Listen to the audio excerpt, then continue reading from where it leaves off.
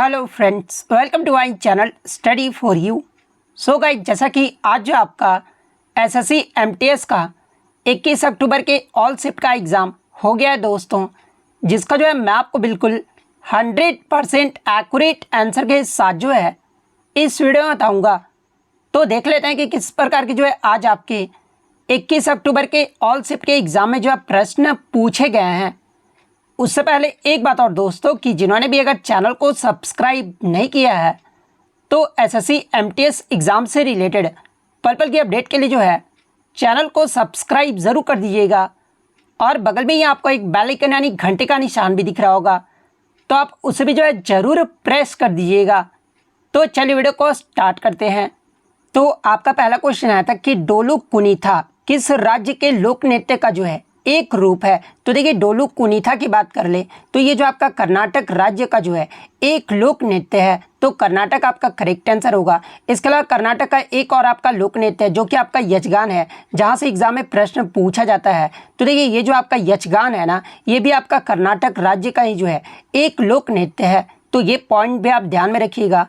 Next question आपका यहाँ पर आया था कि भारतीय राष्ट्रीय कांग्रेस यानी आईएनसी के जो है प्रथम अध्यक्ष कौन थे। तो देखिए, भारतीय राष्ट्रीय कांग्रेस की बात कर ले तो इसकी जो स्थापना है ये आपका 28 दिसंबर 1885 को हुआ था और इसकी जो स्थापना ये आपका एओ ह्यूम के द्वारा जो वो किया गया था। और इसके पहले जो अध्यक्ष है ना, ये आपके WC बनर्जी थे, तो WC बनर्जी आपका यहाँ पे करेक्ट आंसर होगा।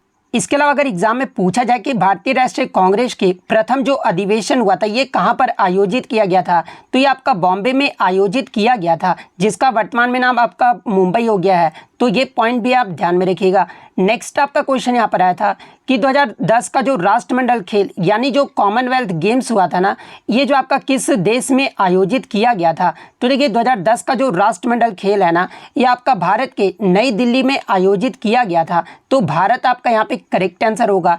इसके अलावा मैं आपको बता दूं कि ये तो हो गया आपका राष्ट्रमंडल खेल यानी कॉमनवेल्थ गेम्स के बारे में, और ये जो आपका कौन सा संस्करण रहा था। तो देखिए, 2010 का जो आपका संस्करण रहा था ना, ये आपका 19वां संस्करण रहा था, तो ये पॉइंट भी आप ध्यान में रखिएगा। इसके अलावा जो आपका 2022 में आपका कॉमनवेल्थ गेम्स हुआ, ये कहां पर आयोजित किया गया है। तो देखिए, 2022 का जो कॉमनवेल्थ गेम्स है ना, ये आपका बर्मिंघम इंग्लैंड में आयोजित किया गया है और 2022 के कॉमनवेल्थ गेम्स में भारत पदक तालिका में जो है ये चौथे स्थान पर रहा था, तो ये पॉइंट भी आप ध्यान में रखिएगा।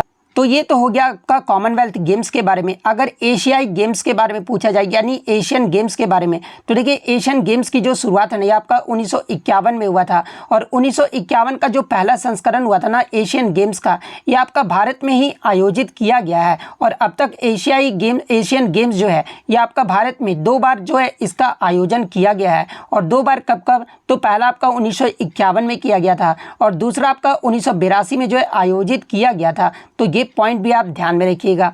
नेक्स्ट क्वेश्चन आपका यहाँ पर रहा था कि 2011 की जनगणना के अनुसार किस राज्य में सबसे ज़्यादा ग्रामीण आबादी थी यानी रूरल पॉपुलेशन का जो है पूछा गया था। तो देखिए, 2011 की जनगणना के अनुसार सबसे ज़्यादा जो ग्रामीण आबादी है ना, ये आपका उत्तर प्रदेश में था, तो उत्तर प्रदेश आपका यहाँ पे करेक्ट आंसर होगा। वहीं आपको यहाँ पर एक बात आपको ध्यान में रखना होगा कि सबसे ज़्यादा ग्रामीण का प्रतिशत अगर आपसे पूछा जाए ना, तो देखिए, सबसे ज़्यादा ग्रामीण का जो प्रतिशत था ये आपका हिमाचल प्रदेश का था, तो ये फैक्ट भी आपको ध्यान में रखना। आई थिंक आपका 89.8 समथिंग जो है हिमाचल प्रदेश का जो है वो आपका ग्रामीण आबादी का जो वो परसेंटेज था। नेक्स्ट अगर बात कर ले क्वेश्चन आपका यहाँ पर, तो द हंग्री टाइड के पुस्तक के जो वो लेखक के बारे में पूछा गया था। तो देखिए, द हंग्री टाइड पुस्तक के जो लेखक है ना, ये आपके अमिताभ घोष हैं, तो अमिताभ घोष आपका यहाँ पे करेक्ट आंसर होगा। और देखिए, ये जो आपका द हंग्री टाइड है ना, ये आपका अमिताभ घोष के द्वारा जो है लिखा गया 6ठा उपन्यास था, और इस पुस्तक के लिए जो है यानी इस उपन्यास के लिए जो है अमिताभ घोष को 2004 में जो है क्रॉसवर्ड बुक पुरस्कार भी जो है इन्हें जो वो दिया गया था, तो ये पॉइंट भी आप ध्यान में रखिएगा। नेक्स्ट आपका यहाँ पर आता है कि हम्पी नगर किस साम्राज्य से संबंधित है। तो देखिए, हम्पी नगर की बात कर ले तो ये आपका विजयनगर साम्राज्य से संबंधित है, और ये जो आपका हम्पी है ना, ये आपका तुंगभद्रा नदी के तट पर स्थित है, तो विजयनगर साम्राज्य आपका करेक्ट आंसर होगा। इसके अलावा विजयनगर साम्राज्य की स्थापना ये जो किसके द्वारा किया गया था, तो ये आपका 1336 में जो है हरियर नामक 2 भाई, हरियर और बुक्का नामक 2 भाई के द्वारा जो है इसकी स्थापना जो वो किया गया था, तो ये फैक्ट भी आप ध्यान में रखिएगा। इसके अलावा अगर आपसे पूछा जाए कि हम्पी उत्सव ये जो है किस राज्य में मनाया जाता है, तो देखिए ये जो आपका हम्पी उत्सव है ना, ये आपका कर्नाटक राज्य में जो वो मनाया जाता है। नेक्स्ट आपका यहाँ पर आया था कि निम्नलिखित में से, ये तो मैंने आपको बता दिया, हम्पी डांस फेस्टिवल अगर पूछा जाए तो कर्नाटक आपका करेक्ट आंसर होगा। नेक्स्ट आपका यहाँ पर आया था कि 2023 ACC अंडर-19 एशिया कप जो है ये कहाँ पर आयोजित किया गया था। ACC कहने का मतलब कि जो आपका एशियन क्रिकेट काउंसिल होता है ना, उसके द्वारा अंडर-19 एशिया कप ये जो आपका पुरुषों का 2023 में कहाँ पर आयोजित किया गया था, तो ये आपका संयुक्त अरब अमीरात में जो ये आपका आयोजित किया गया था। और ये जो आपका 2023 में आपका कौन सा संस्करण रहा था, तो ये आपका 10वां जो है वो संस्करण रहा था। इसके विजेता टीम की अगर मैं बात कर लूँ तो देखिए इसका जो विजेता टीम रहा था ना 2023 में, ये आपका बांग्लादेश रहा था। तो ये पॉइंट भी आप ध्यान में रखिएगा।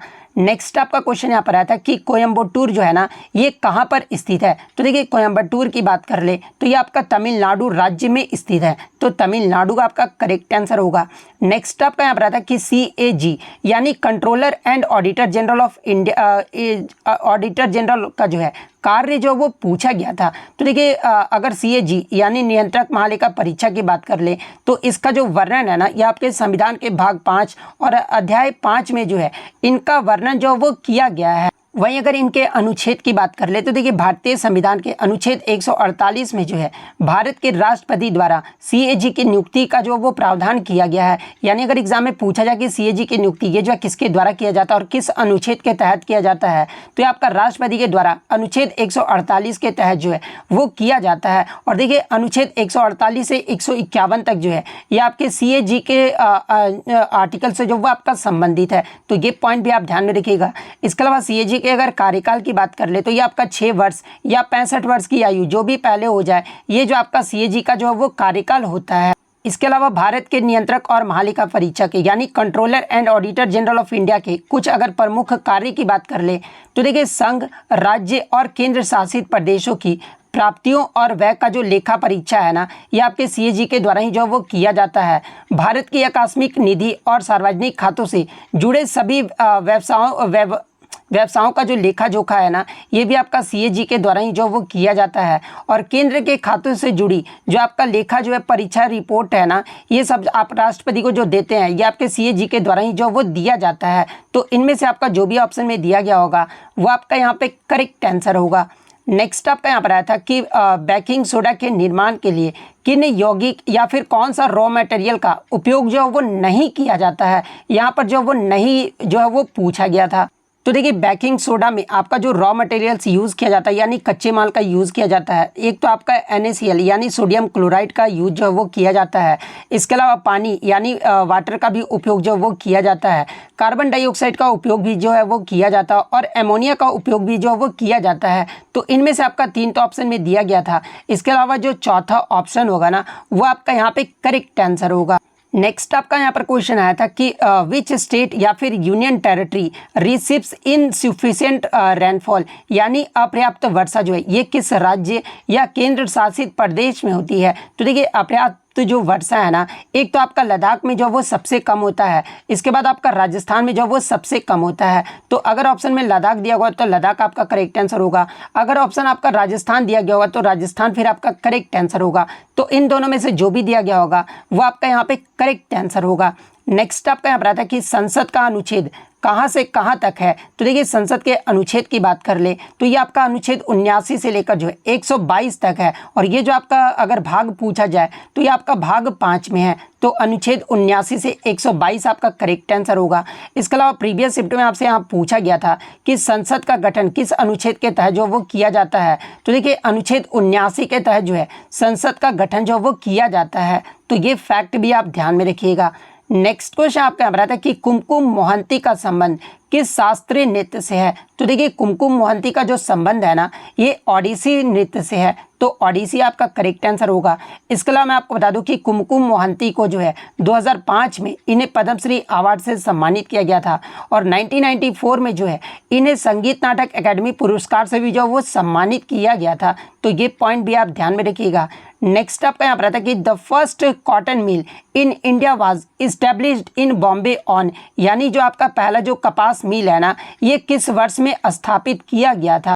तो देखिए मैं आपको बता दूं कि भारत में पहली जो कपास मिल है ना, ये आपका 1818 में जो है कलकत्ता के पास फोर्ट ग्लस्टर में जो है ये आपका स्थापित किया गया था। लेकिन मैं आपको बता दूं कि ये जो आपका कपास मिल 1818 में जो कलकत्ता में स्थापित किया गया था ना, ये आपका जो है असफल रहा था, यानी आपका ये जो है सक्सेसफुल नहीं रहा था। इसके अलावा भारत में जो आपका दूसरी कपास मिल है ना, ये आपका 1854 में जो है केजियन डाबर के द्वारा जो है आपका स्थापित किया गया था, और ये जो आपका बॉम्बे में स्थापित किया गया था, और इसका जो कंपनी का नाम था ये आपका Bombay shipping and weaving company, इस कंपनी का जो वो नाम था। तो ऑप्शन में आई थिंक आपका 1854 दिया गया था। तो देखिए भारत में पहली सूती मिल जो आपका सफलतापूर्वक जो आपका स्थापित किया गया था, ये आपका 7 जुलाई 1854 को जो है ये आपका बम्बई में स्थापित किया गया था। तो 7 जुलाई 1854 आपका करेक्ट आंसर होगा।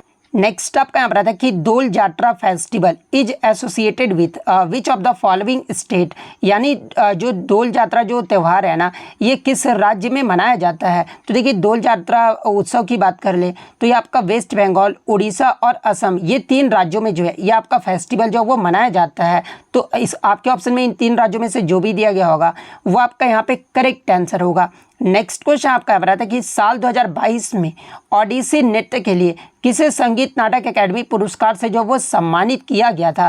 तो देखिए 2022 में निरंजन राउत को जो है ओडिसी नृत्य के लिए संगीत नाटक अकेडमी पुरस्कार से जो है वो सम्मानित किया गया था। तो निरंजन राउत आपका करेक्ट आंसर होगा। नेक्स्ट आपका यहाँ पर आता है कि मंगल मपल्ली बाला मुरली कृष्णा, ये जो आपका किससे संबंधित है। तो देखिए मंगलमपल्ली बाला मुरली कृष्णा की बात कर ले तो ये जो आपके एक कर्नाटक गायक, इसके अलावा बहुवाद्य यंत्र वादक और एक आपके पार्श्व गायक हैं। और अगर बहुवाद्य यंत्र वादक की बात कर ले तो ये जो आपके वायलिन और मृदंगम जैसे वाद्य यंत्र जो वो बजाते थे। तो इनमें से जो भी ऑप्शन में दिया गया होगा वो आपका यहाँ पे करेक्ट आंसर होगा। नेक्स्ट आपका यहाँ पर आता है कि शशांक किस वंश का शासक था। तो देखिए ये जो आपका शशांक था ना, ये गौड़ वंश का जो वो शासक था। तो गौड़ वंश आपका करेक्ट आंसर होगा।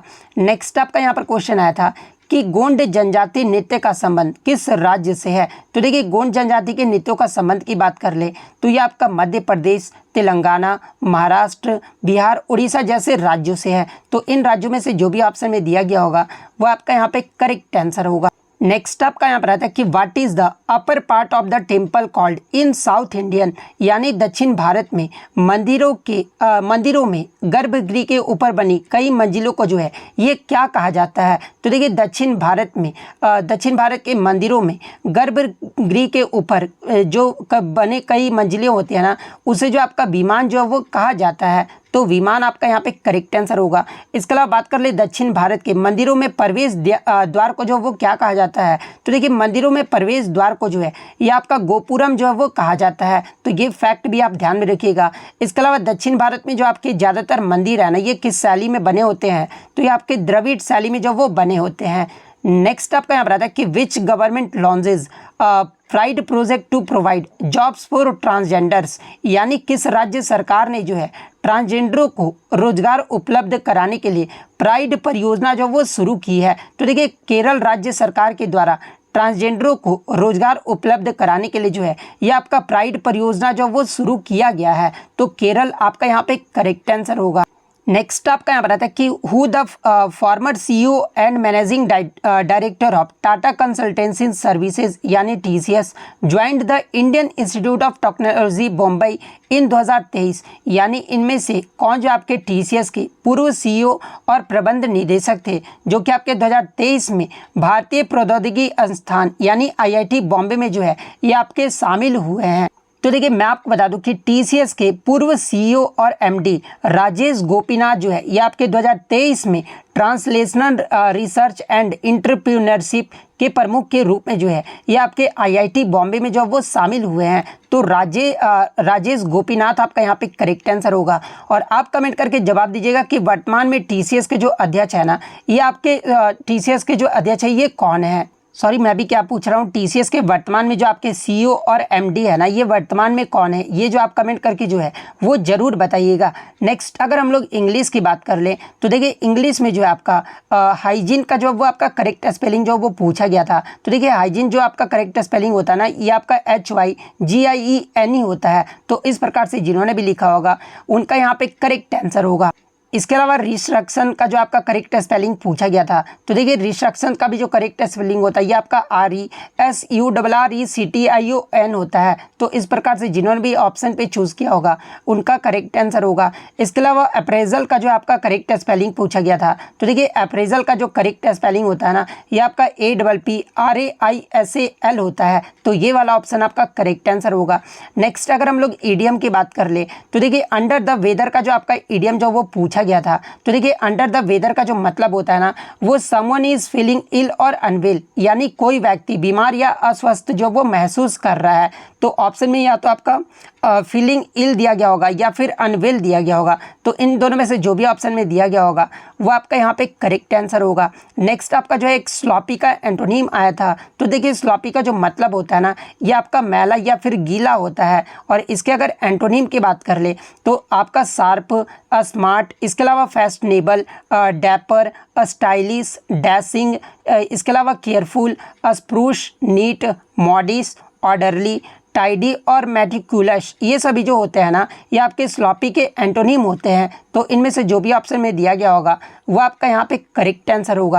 नेक्स्ट आपका यहाँ पर आता है कि भारत सरकार को सरकारी शिक्षा कार्यों से जुड़ी जो सलाह है ना ये कौन सा आयोग जो वो देता था। तो देखिए भारत सरकार को सरकारी शिक्षा कार्यों से जुड़ी सलाह जो देता था ना ये आपका राष्ट्रीय शिक्षा आयोग या फिर कोठारी आयोग जो ये आपका देता था। तो ऑप्शन में आपका कोठारी आयोग दिया गया था, तो कोठारी आयोग आपका यहाँ पे करेक्ट आंसर होगा। और देखिए मैं आपको बता दूं कि ये जो आपका फर्स्ट शिफ्ट में जो ये आपका प्रश्न जो वो पूछा गया था, इसके अलावा कोठारी आयोग की बात कर ले तो देखिए इसका जो गठन है ना ये आपका 14 जुलाई 1964 को हुआ था। और इसका कार्यकाल जो है ये आपका 1964 से लेकर जो है ये आपका 1966 तक था। और इस आयोग ने जो है शिक्षा पर खर्च का प्रतिशत उस समय के वार्षिक बजट के 2.9% से बढ़कर जो है ये आपका वर्ष 1985-86 तक 6% होने का अनुमान भी जो है वो लगाया था। तो ये फैक्ट भी आपको ध्यान में रखना है। नेक्स्ट क्वेश्चन आपका यहाँ पर आया था कि 19वीं शताब्दी में जो ये आपका अगारिया जनजाति था ना ये आपका कौन से उद्योग से जो वो आपका संबंधित था। तो देखिए अगारिया जनजाति की बात कर ले तो ये आपका आयरन स्मेल्टिंग स्किल्स यानी लोहा गलाने में जो ये आपका कौशल था। तो आयरन स्मेल्टिंग स्किल्स आपका करेक्ट आंसर होगा। नेक्स्ट आपका यहाँ पर आता है कि 2023 में लोकसभा से किस पश्चिम बंगाल के नेता को जो है 2023 का सांसद रत्न अवार्ड से जो वो सम्मानित किया गया है।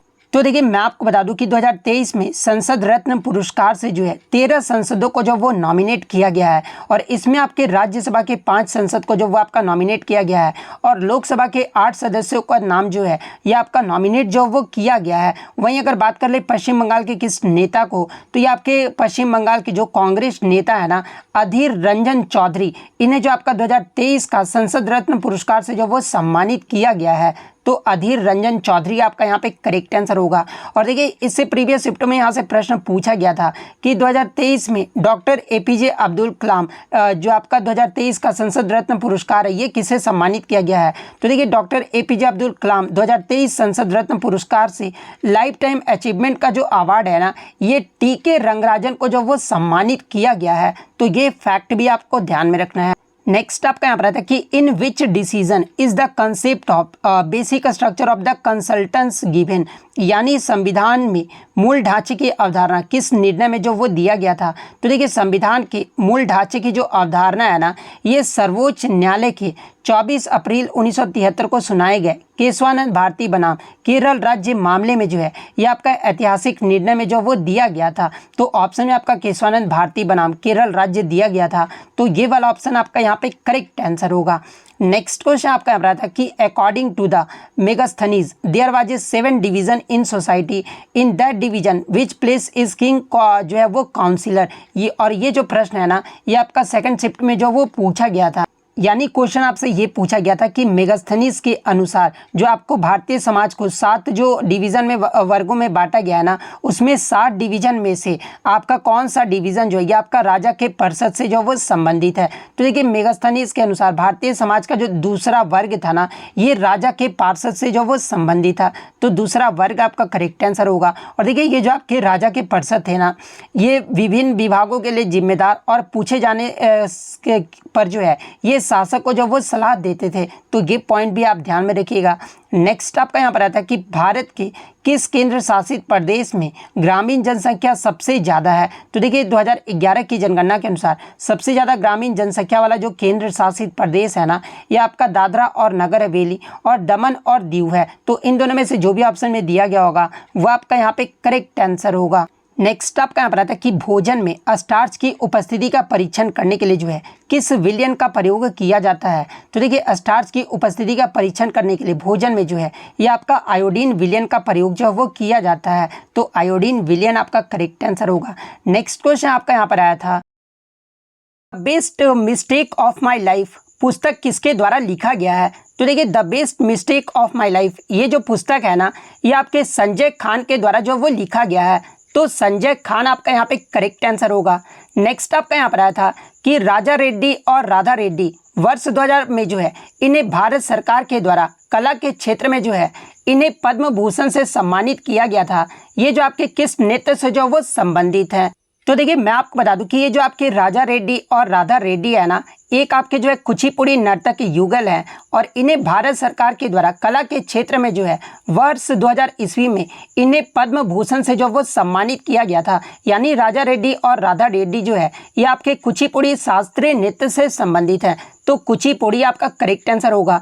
इसके अलावा मैं आपको बता दूं कि राजा रेड्डी और राधा रेड्डी को जो है 1984 में इन्हें पद्मश्री अवार्ड से भी जो वो सम्मानित किया गया था। तो ये फैक्ट भी आप ध्यान में रखिएगा। और कुचिपुड़ी जो ये आपका आंध्र प्रदेश का एक शास्त्रीय नृत्य है और इनमें अगर प्रमुख कलाकारों की मैं अगर बात कर लूँ तो देखिए लक्ष्मी नारायण शास्त्री, स्वप्न सुंदरी, राजा रेड्डी और राधा रेड्डी, यामिनी कृष्ण मूर्ति, यामिनी रेड्डी, कौशल्या रेड्डी और वेम्पति चिन्ना सत्यम, इंद्रानी वाजपेयी और भावना रेड्डी, इन सभी का जो संबंध है ना ये आपके कुचिपुड़ी नृत्य से है। तो ये फैक्ट भी आपको ध्यान में रखना है। नेक्स्ट आपका यहाँ पर आता है कि देवधर ट्रॉफी ये जो आपका किस खेल से संबंधित है। तो देखिए देवधर ट्रॉफी की बात कर ले तो ये जो आपका क्रिकेट से जुड़ी जो है एक घरेलू प्रतियोगिता है। तो क्रिकेट आपका करेक्ट आंसर होगा। और देखिए ये जो आपका देवधर ट्रॉफी है ना, ये आपका 50 ओवर का जो है ये आपका टूर्नामेंट है और ये आपका सालाना जो है 3 टीमों के मध्य जो वो खेला जाता है। और इस ट्रॉफी का, इस प्रतियोगिता का नाम है ना, यानी देवधर ट्रॉफी प्रतियोगिता का जो नाम है ना, ये आपके भारतीय क्रिकेट के प्रोफेसर DB देवधर के नाम पर जो है इसका नाम जो वो रखा गया है। और पहला देवधर ट्रॉफी का पहला सीजन जो ये कब खेला गया था। तो देखिए इसकी जो शुरुआत है ना ये आपका वर्ष 1973-74 में जो है इसका पहला सीजन जो वो खेला गया था। तो ये पॉइंट भी आप ध्यान में रखिएगा। इसके अलावा क्रिकेट से संबंधित अगर अन्य कप और ट्रॉफी की बात कर ले तो देखिए रणजी ट्रॉफी, ईरानी कप, दलीप ट्रॉफी और विजय हजारे ट्रॉफी, इन सभी ट्रॉफियों का जो संबंध है ना ये आपके क्रिकेट से संबंधित है। तो ये पॉइंट भी आप ध्यान में रखिएगा। नेक्स्ट आपका यहाँ पर आता है कि new lamps for old was a series of articles that criticise the Congress for being out of touch with the proletariat who was the author of these articles. यानी पुराने के लिए नए लैंप लेखों की एक श्रृंखला थी जिसमें सर्वहारा वर्ग के संपर्क से बाहर होने के लिए जो है कांग्रेस की आलोचना जो वो किया गया था। और इस पुस्तक के जो वो लेखक कौन थे। तो देखिए मैं आपको बता दूं कि न्यू लैम्प्स फॉर ओल्ड पुस्तक के जो लेखक थे ना ये आपके अरविंदो घोष थे। तो अरविंदो घोष आपका यहाँ पे करेक्ट आंसर होगा। नेक्स्ट आपका यहाँ पर आता है कि the finance commission is constituted with 1 chairperson and the numbers of the other members. यानी भारतीय संविधान के मुताबिक वित्त आयोग के अध्यक्ष के अलावा जो है और कितने सदस्य होते हैं। तो देखिए मैं आपको बता दूं कि वित्त आयोग में हर 5 साल में जो है एक अध्यक्ष और 4 अन्य सदस्यों की नियुक्ति जो वो की जाती है। तो देखिए वित्त आयोग के अध्यक्ष के अलावा आपसे पूछा गया था तो 4 आपका यहाँ पे करेक्ट आंसर होगा। अगर पूछा जाए कि वित्त आयोग में कितने सदस्य होते हैं तो फिर आपका 5 जो वो करेक्ट आंसर होगा। लेकिन यहाँ पर वित्त आयोग में अध्यक्ष के अलावा पूछा गया था इसलिए 4 सदस्य आपका यहाँ पे करेक्ट आंसर होगा। इसके अलावा मैं आपको बता दूं कि वित्त आयोग का जो गठन है ना ये भारतीय संविधान के अनुच्छेद 280 के तहत जो है भारत के राष्ट्रपति के द्वारा जो है वित्त आयोग का गठन जो है वो किया जाता है। तो ये पॉइंट भी आप ध्यान में रखिएगा। और जो आपका वित्त आयोग का गठन ये जो है किस वर्ष में किया गया था। तो ये आपका वर्ष 1951 में किया गया था। और भारत के जो पहले वित्त आयोग के अध्यक्ष थे ये कौन थे, तो ये आपके केसी न्योगी थे। तो ये पॉइंट भी आप ध्यान में रखिएगा। और वर्तमान में सरकार ने जो है 16वें वित्त आयोग का गठन भी जो वो कर दिया है। और 16वें वित्त आयोग का अगर अध्यक्ष पूछा जाए एग्जाम में, तो देखिए इसके जो अध्यक्ष है ना, ये आपके डॉक्टर अरविंद पनघड़िया हैं। तो ये फैक्ट भी आपको ध्यान में रखना है। नेक्स्ट आपका यहाँ पर आता है कि अकबर द्वारा निर्मित बुलंद दरवाजा ये जो है कहाँ पर स्थित है। तो देखिए बुलंद दरवाजे की बात कर ले तो ये आपका उत्तर प्रदेश के आगरा शहर से जो है 43 किलोमीटर दूर फतेहपुर सीकरी में स्थित है। तब फतेहपुर सीकरी आपका करेक्ट आंसर होगा। इसके अलावा मैं आपको बता दूं कि अकबर के द्वारा ये जो आपका बुलंद दरवाजा का निर्माण ये जो है कब किया गया था, तो ये आपका 1575 में जो वो किया गया था। और किस विजय के उपलक्ष्य में किया गया था, यानी किस युद्ध के उपलक्ष्य में जो ये किया गया था। तो देखिए अकबर ने गुजरात पर अपनी विजय के उपलक्ष्य में जो है ये आपका बुलंद दरवाजा का निर्माण जो वो करवाया था। तो ये पॉइंट भी आप ध्यान में रखिएगा। और बुलंद दरवाजा जो है ये आपका जामा मस्जिद का जो है ये आपका मुख्य प्रवेश द्वार भी है। और इसे बनाने में आपका करीब जो है 12 साल भी लगे थे।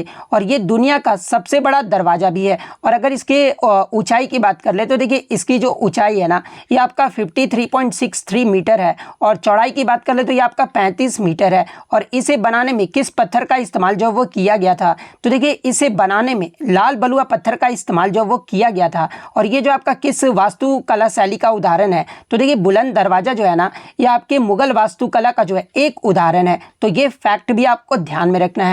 नेक्स्ट आपका यहाँ पर आता है कि who moved the objective resolution that was later adopted as the preamble of the constitution of India, यानी उद्देश्य प्रस्ताव को जो है किसने आगे बढ़ाया था, जिसे बाद में भारत के संविधान की प्रस्तावना के रूप में भी जो है वो आपका रूपांतरित किया गया था। तो देखिए उद्देश्य प्रस्ताव की बात कर ले तो इसे जो आपका 13 दिसंबर 1946 को जो है पंडित जवाहरलाल नेहरू ने विधानसभा में ऐतिहासिक उद्देश्य प्रस्ताव जो वो पेश किया था। और इस संकल्प को 22 जनवरी 1947 को जो है विधानसभा के द्वारा सर्वसम्मति से जो वो अपनाया गया था। तो देखिए ये जो आपका उद्देश्य प्रस्ताव जो पेश किया गया था ना ये आपके पंडित जवाहरलाल नेहरू के द्वारा जो वो पेश किया गया था। तो पंडित जवाहरलाल नेहरू आपका यहाँ पे करेक्ट आंसर होगा। इसके अलावा अगर भीमराव अंबेडकर की बात कर ले तो देखिए भीमराव अंबेडकर जो है ये आपके स्वतंत्र भारत के जो है पहले कानून और न्याय मंत्री भी थे। डॉक्टर राजेंद्र प्रसाद के बारे में पूछा जाए तो देखिए डॉक्टर राजेंद्र प्रसाद जो थे ना ये आपके भारत के पहले राष्ट्रपति के रूप में भी जो वो चुने गए थे। और इन्हें राष्ट्रपति के रूप में कब चुना गया था, तो इन्हें आपका 24 जनवरी 1950 को जो वो चुना गया था। और डॉक्टर राजेंद्र प्रसाद जो है ये आपके भारत के सबसे लंबे समय तक जो है ये आपके सेवा करने वाले भी जो वो राष्ट्रपति थे। ये जो आपके डॉक्टर राजेंद्र प्रसाद लगभग 12 वर्ष तक जो है ये आपके राष्ट्रपति के रूप में जो ये आपके कार्यरत रहे थे। तो ये पॉइंट भी आप ध्यान में रखिएगा। इसके अलावा जेबी कृपलानी के बारे में एग्जाम में पूछा जाता है। तो देखिए जेबी कृपलानी इनका जो मूल नाम था ना ये आपका जीवत राम भागवत दास कृपलानी था, लेकिन लोकप्रिय रूप से जो है इन्हें आचार्य कृपलानी के नाम से भी जो है वो जाने जाते हैं। और ये जो आपके जेबी कृपलानी थे ना इन्होंने असहयोग आंदोलन, भारत छोड़ो आंदोलन और नमक सत्याग्रह जैसे आंदोलनों में भी जो वो भाग लिया था। और जब हमारा भारत जो है स्वतंत्र हुआ था ना उस समय भारतीय राष्ट्रीय कांग्रेस के भी जो अध्यक्ष थे ना ये आपके जेबी कृपलानी थे। और भारत की को स्वतंत्रता कब मिली थी, तो ये आपका वर्ष 1947 में मिला था। तो ये सारे फैक्ट जो आपको ध्यान में रखना है। नेक्स्ट आपका यहाँ पर आता है कि what are the tunnels called occur in the cell walls of two adjacent plant cell, यानी अगर बात कर ले तो देखिए पादप कोशिकाएं अपनी कोशिका दीवारों में सुरंग के माध्यम से एक दूसरे के से जो वो सीधे जुड़ी होती है। और इसे जो आपका क्या कहा जाता है, तो देखिए इसे जो आपका प्लास्मोडेस्माटा जो है वो कहा जाता है। तो प्लास्मोडेस्माटा आपका यहाँ पे करेक्ट आंसर होगा। नेक्स्ट फिर आपका बायोलॉजी से ही आया था कि the condition when a thick layer of algae forms in water due to high amount of phosphorus and the amount of oxygen in water gets reduced is called, यानी वह स्थिति जब फॉस्फोरस की अधिक मात्रा के कारण पानी में शैवाल की जो वो मोटी परत जो वो बन जाती है और पानी में ऑक्सीजन की मात्रा जो वो कम हो जाती है, तो इसे जो आपका क्या कहा जाता है, तो देखिए वह स्थिति जब फॉस्फोरस की अधिक मात्रा के कारण पानी में शैवाल की मोटी परत बन जाती है और पानी में ऑक्सीजन की मात्रा कम हो जाती है, तो इसे जो आपका यूट्रोफिकेशन जो वो कहा जाता है। तो यूट्रोफिकेशन आपका यहाँ पे करेक्ट आंसर होगा। नेक्स्ट आपका यहाँ पर आता है कि 2023 में आयोजित होने वाला 37वें राष्ट्रीय खेल में पदक तालिका में आपका शीर्ष स्थान यानी पहले स्थान पे जो है ये कौन सा राज्य रहा था। तो देखिए 37वें राष्ट्रीय खेल की बात कर ले तो ये आपका वर्ष 2023 में जो है ये आपका गोवा राज्य में आयोजित किया गया था। और देखिए 37वें राष्ट्रीय खेल में पदक तालिका में जो पहले स्थान पर राज्य रहा था ना, ये आपका महाराष्ट्र राज्य रहा था। महाराष्ट्र के द्वारा जो है टोटल आपके 228 पदक जो वो जीते गए थे, जिसमें गोल्ड की बात कर ले तो ये आपका 80 गोल्ड जीता गया था, 69 जो वो सिल्वर मेडल और 79 जो है ये आपका ब्रॉन्ज मेडल जीता गया था। वहीं दूसरे स्थान पे जो ये आपका सर्विसेज का जो है वो टीम रहा था, सर्विसेज के द्वारा 126 पदक जो वो जीते गए थे। और तीसरे स्थान पे अगर बात कर ले तो ये आपका हरियाणा राज्य रहा था। तो ये क्रम भी आपको जो वो ध्यान में रखना है। और देखिए इसी नेशनल गेम्स में यहाँ से एग्जाम में प्रश्न पूछा जाता है कि नेशनल गेम्स में सबसे अधिक स्वर्ण जो पदक जीतते हैं ना, जो टीम सबसे ज़्यादा स्वर्ण पदक जीतती है उसे जो आपका राजा भलींद्र सिंह ट्रॉफी से भी जो है ये आपका नवाजा जाता है। तो एग्जाम में यहाँ से एक प्रश्न पूछा जाता है आपसे कि राजा भलींद्र सिंह ट्रॉफी ये जो आपका किस खेल से संबंधित है, तो आपको वहाँ पर आंसर करना होगा नेशनल गेम्स से जो वो संबंधित है। नेशनल गेम्स में जो सबसे अधिक स्वर्ण पदक जीतती है टीम उसे ही जो आपका ये ट्रॉफी जो वो दिया जाता है। वहीं अगर 38वें नेशनल गेम्स की बात कर ले तो देखिए 38वां जो राष्ट्रीय खेल है ना, इसका आयोजन 2024 में जो है ये आपका उत्तराखंड में जो वो किया जाएगा। वहीं अगर भारत में पहला राष्ट्रीय खेल के बारे में पूछा जाए तो देखिए भारत में जो पहला राष्ट्रीय खेल है ना, ये आपका 1924 में लाहौर, जो कि अब आपका पाकिस्तान में है, यहाँ पर जो आपका आयोजित जो वो किया गया था।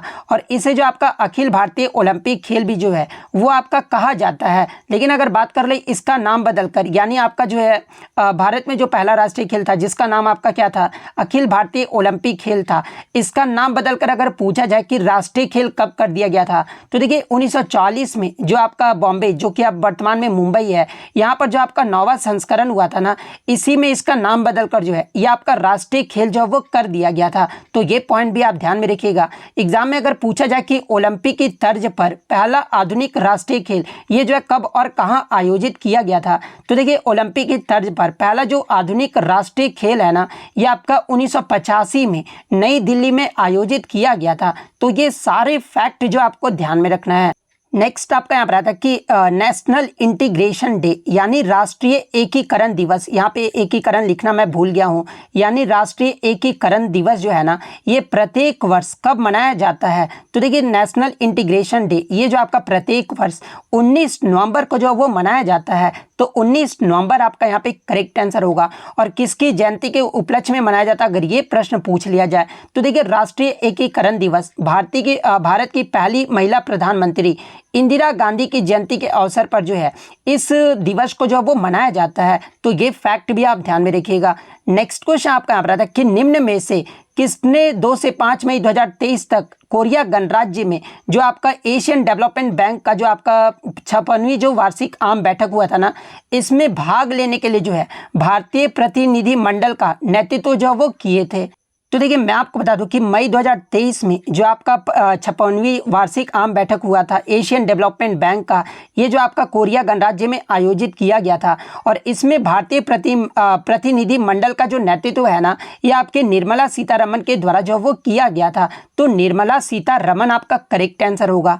नेक्स्ट आपका यहाँ पर आता है कि इनमें से कौन सी जो है नदी है ना, ये गोदावरी नदी की सहायक नदी नहीं है, यानी कौन सा ट्रिब्यूटरी नदी जो है गोदावरी का नहीं है, ये पूछा गया था। तो देखिए गोदावरी नदी की अगर सहायक नदियों की बात कर ले तो इसमें आपका पूर्णा, प्राणहिता, इंद्रावती, सबरी, प्रवरा, मंजीरा, मानेर, वर्धा, वेनगंगा और पेनगंगा, ये सभी जो नदियां हैं ना, ये आपके गोदावरी नदी की जो वो सहायक नदियां हैं।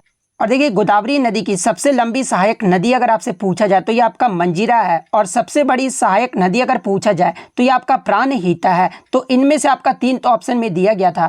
इसके अलावा जो चौथा ऑप्शन होगा ना, वही आपका यहाँ पे करेक्ट आंसर होगा। इसके अलावा अगर गोदावरी नदी की बात कर ले तो देखिए गोदावरी नदी का जो उद्गम है ना, ये आपका त्र्यंबकेश्वर में ब्रह्मगिरी पर्वत से जो ये आपका निकलता है। और ये जो आपका गोदावरी नदी है ये आपके बंगाल की खाड़ी में जो वो गिर जाता है। और ये जो आपका गोदावरी नदी है किन किन राज्यों से होकर गुजरता है, तो ये आपका महाराष्ट्र, छत्तीसगढ़, तेलंगाना, आंध्र प्रदेश और उड़ीसा राज्यों से होकर जो है ये आपका गोदावरी नदी जो वो गुजरता है। तो ये फैक्ट भी आप ध्यान में रखिएगा। नेक्स्ट क्वेश्चन आपका यहाँ पर आया था कि नूरजहां का वास्तविक नाम जो वो पूछा गया था। तो देखिए नूरजहां की बात कर ले तो ये आपका मुगल सम्राट जहांगीर की जो है 20वीं पत्नी थी, और ये जो इनका वास्तविक नाम था ना नूरजहां का, ये आपका मेहरुन्निसा था। तो मेहरुन्निसा आपका यहाँ पे करेक्ट आंसर होगा। अब जो भी बच्चे जो कमेंट करते हैं ना कि सर क्वेश्चन रिपीट हुए या फिर नहीं, तो मैं उन्हें यही बस सजेशन देना चाहूँगा कि आप लोग वीडियो देखते हो और आपको पता नहीं चलता कि क्वेश्चन रिपीट हो रहा है या फिर नहीं। मतलब 10th पास की हो, इतना फॉर्म भरे हो तो इतना तो कम से कम पता ही होना चाहिए कि क्वेश्चन रिपीट हो रहा है या फिर नहीं। आज भी मैं आपको 100% ये गारंटी देता हूँ कि आपके 10 प्रश्न जो है मेरे एक्स्ट्रा फैक्ट से जो वो आपको रिपीट जो वो देखने को मिले हैं। और मैं नॉर्मल क्वेश्चन की बात नहीं कर रहा हूँ कि राजा रेड्डी और राधा रेड्डी के बारे में, ये तो सभी कोई पढ़ाते हैं, लेकिन जो टफ क्वेश्चन मैंने करा है उसमें मैं आपको 100% गारंटी देता हूँ कि 10 क्वेश्चन जो है मेरे एक्स्ट्रा फैक्ट से जो वो रिपीट हुए हैं। जैसे कि यही क्वेश्चन देख लो आपका रिपीट हुआ है, उसके बाद ये क्वेश्चन भी आपका रिपीट हुआ है कि 2011 की जनगणना के अनुसार सबसे अधिक शहरी जनसंख्या यानी अर्बन पॉपुलेशन वाला जो है केंद्र शासित प्रदेश जो वो पूछा गया था। तो देखिए बहुत सारे यूट्यूबर क्या बोलते हैं कि एनालाइज मत देखिए, मैं तो आपको बोलता हूँ कि अगर आपका एग्जाम है तो आप 100% एनालिसिस जरूर देखा कीजिए। आपको जहाँ आपको सुविधा अच्छा लगे वहीं देखा कीजिए, लेकिन मैं आपको क्या करता हूँ कि एक्स्ट्रा फैक्ट के साथ सब कुछ बताता हूँ।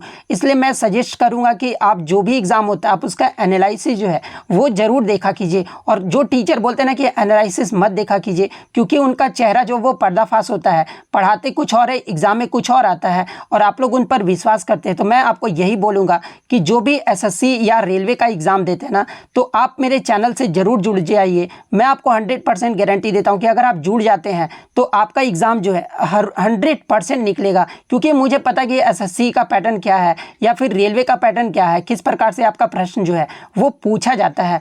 अब हम लोग क्वेश्चन की ओर आए तो देखिए 2011 की जनगणना के अनुसार सबसे अधिक जो आपका अर्बन पॉपुलेशन वाला जो केंद्र शासित प्रदेश था ना, ये आपका दिल्ली था। दिल्ली का जो शहरी आबादी रहा था ना, ये आपका 97.5% रहा था। तो दिल्ली आपका करेक्ट आंसर होगा। दूसरे स्थान पे इससे प्रीवियस शिफ्टों में आपसे पूछा गया था। तो देखिए दूसरे स्थान पे जो आपका यूटी रहा था, ये आपका चंडीगढ़ रहा था। चंडीगढ़ का जो शहरी आबादी है ना, ये आपका 97.25% रहा था। तो ये फैक्ट भी आप ध्यान में रखिएगा। ये तो हो गया आपका यूटी के बारे में। अगर राज्य की बात कर ले तो देखिए 2011 की जनगणना के अनुसार गोवा जो आपका सबसे ज्यादा शहरीकृत वाला जो वो राज्य है। तो ये पॉइंट भी आप ध्यान में रखिएगा। और क्रम से भी एग्जाम में प्रश्न पूछा जाता है। तो देखिए गोवा का जो शहरी आबादी का प्रतिशत है ना, ये आपका सबसे ज्यादा 62.2% रहा था। इसके बाद आपका तमिलनाडु शहर का रहा था आबादी का प्रतिशत। इसके बाद आपका केरल का रहा था, केरल का आपका 47.7% रहा था। उसके बाद चौथे स्थान पे जो आपका महाराष्ट्र राज्य का रहा था, महाराष्ट्र राज्य का जो शहरी आबादी का प्रतिशत है ना, ये आपका 45.2% रहा था। तो ये सारे फैक्ट जो आपको ध्यान में रखना है। और एक बात मैं फिर से बोलना चाहूँगा, मैं उतना ये वीडियो में फालतू बात तो करता नहीं हूँ, लेकिन मुझे थोड़ा सा हर्ट हुआ इसलिए मैं बताता हूँ कि जब मैं मोस्ट इंपॉर्टेंट क्वेश्चन आपको बताता था तब आप दूसरे यूट्यूबर का जो वीडियो देख देख के 1 लाख व्यूज़ दिलाते थे। उन्हें आज तक ये भी नहीं पता कि किस पैटर्न से आपका क्वेश्चन पूछा जाएगा, लेकिन आप क्या करते थे कि 1-1 लाख व्यूज़ उन पर देते थे। हम लाइव वॉचिंग में देखते थे कि 7K व्यूज़ उन पर जा रहा है। अरे तो फिर भी बहुत हर्ट होता था, क्योंकि मुझे पता है कि किस प्रकार से आपके एग्जाम में जो है प्रश्न पूछे जाएंगे। नेक्स्ट अगर क्वेश्चन की बात कर ले तो आपसे पूछा गया था कि TH विनायक राम यानी थेटाकुडी हरिहर विनायक राम का जो संबंध है ना, ये किस वाद्यंत्र से है। तो देखिए TH विनायक राम के संबंध की बात कर ले तो ये आपका घटम वाद्यंत्र से संबंधित है। तो घटम आपका यहाँ पे करेक्ट आंसर होगा। इसके अलावा मैं आपको बता दूं कि TH विनायक राम को जो है मिकी हार्ट के एल्बम प्लेटिनम ड्रब पर उनके काम करने के लिए जो है 1991 में जो है इन्हें ग्रैमी पुरस्कार भी जो वो दिया गया था। इसके अलावा TH विनायक राम को जो है 2002 में पद्मश्री पुरस्कार से भी सम्मानित किया गया था, और इन्हें 2014 में जो है पद्म भूषण अवार्ड से भी जो वो सम्मानित किया गया था। तो ये पॉइंट भी आप ध्यान में रखिए। और बस यही रीज़न है कि आपको मैं PDF जो वो प्रोवाइड नहीं करता हूँ कि जब आपको ज़रूरत हो तब आप लोग PDF मांगना शुरू कर देते हैं, लेकिन जब मैं आपके लिए मेहनत करता हूँ, इंपॉर्टेंट क्वेश्चन या फिर कोई भी नोटिफिकेशन वगैरह बताता हूँ या कोई भी सिलेबस वगैरह भी बताता हूँ, तो आप लोग वो नहीं देखना चाहते। पता नहीं मेरे में क्या कमी है या फिर कुछ है, तो आप कमेंट करके ज़रूर बताइए। नेक्स्ट आपका क्वेश्चन यहाँ पर आया था कि प्रधानमंत्री विश्वकर्मा योजना ये जो आपका किससे संबंधित है। तो देखिए प्रधानमंत्री विश्वकर्मा योजना की बात कर ले तो ये आपके कारीगरों और शिल्पकारों को सहायता देने वाला जो है एक केंद्रीय क्षेत्र का योजना है। और ये जो योजना है ना, इसकी शुरुआत 17 सितंबर 2023 को जो वो किया गया था। तो ऑप्शन में जो आपका स्किल ट्रेनिंग यानी कौशल प्रशिक्षण जो वो दिया गया था, तो स्किल ट्रेनिंग आपका यहाँ पे करेक्ट आंसर होगा। नेक्स्ट आपका यहाँ पर आता है कि group 17 elements of the periodic table are called, यानी आवर्त सारणी के समूह 17 के तत्व को जो है ये क्या कहा जाता है। तो देखिए पीरियोडिक टेबल्स के जो आपके 17वें समूह के जो तत्व होते हैं ना, उसे हैलोजन जो वो कहा जाता है। तो हैलोजन आपका यहाँ पे करेक्ट आंसर होगा। इसके अलावा मैं आपको बता दूं कि हैलोजन समूह में जो है आपके 6 तत्व आते हैं, और वो 6 तत्व कौन कौन से हैं। तो पहला आपका फ्लोरीन है, जिसको एफ से जो वो डिनोट जो वो किया जाता है, यानी फ्लोरीन का जो सिंबल होता है वो आपका एफ होता है। सेकंड जो आपका तत्व है ये आपका क्लोरीन है, और क्लोरीन का जो सिंबल होता है वो आपका Cl होता है। थर्ड आपका ब्रोमीन है, ब्रोमीन का सिंबल Br होता है। फोर्थ आपका आयोडीन है, आयोडीन का सिंबल जो है वो I होता है। इसके अलावा फिफ्थ जो है ये आपका एस्टाटीन है, और एस्टाटीन का जो सिंबल है ये आपका At आता है। और ये जो आपका छठा जो तत्व है ये आपका टेनसीन है, जिसका सिंबल आपका Ts होता है। तो ये आपके 17वें समूह के जो है ये आपके 6 तत्व जो वो शामिल हैं। इसके अलावा बात कर ले पीरियोडिक टेबल में समूह 15 के तत्वों को क्या कहा जाता है। तो ये आपका निक्टोजन यानी नाइट्रोजन समूह के रूप में जो वो जाना जाता है। पीरियोडिक टेबल में अगर 16वें समूह के बारे में पूछा जाए, यानी 16वें ग्रुप को जो है ये क्या कहा जाता है, तो इसे जो आपका चालकोन्स यानी ऑक्सीजन समूह के रूप में जो वो जाना जाता है। आवर्त सारणी के समूह 18 के तत्वों को अगर पूछा जाए तो देखिए आवर्त सारणी के ग्रुप 18 के तत्वों को जो है ये आपका उत्कृष्ट गैस यानी नोबल गैस या फिर इनर्ट गैस के नाम से जो है 18वें ग्रुप को जो वो जाना जाता है। तो ये पॉइंट भी आप ध्यान में रखिएगा। इसके अलावा अगर ग्रुप 1 के बारे में पूछा जाए तो देखिए ग्रुप 1 के एलिमेंट्स को जो है ये आपका अल्कली मेटल जो है वो कहा जाता है। वहीं अगर ग्रुप 2 के एलिमेंट्स के बारे में पूछा जाए तो देखिए ग्रुप 2 के एलिमेंट्स के जो है ये आपका अल्कलाइन अर्थ मेटल जो वो कहा जाता है। तो ये सारे फैक्ट जो आपको ध्यान में रखना है।